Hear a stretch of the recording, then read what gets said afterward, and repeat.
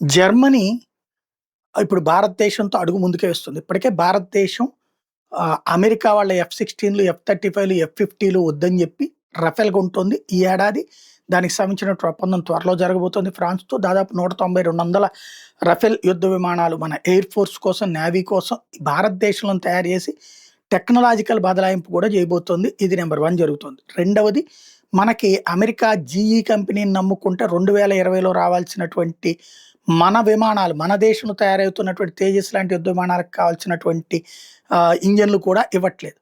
ఈ రోజు వరకు కూడా ఆలస్యం చేస్తుంది. కావాలని మనం ఎదగకుండా చేయడానికి తొక్కి పడుతున్నారు.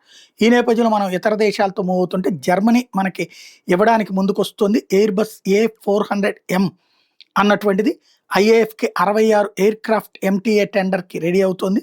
85% భారతదేశంలోనే తయారు చేసేటట్టు కంటెంట్‌ని ఆఫర్ చేస్తుంది జర్మనీ. మొన్న జర్మనీ అధ్యక్షుడు ఛాన్సలర్ వచ్చినటువంటి కారణం అదే.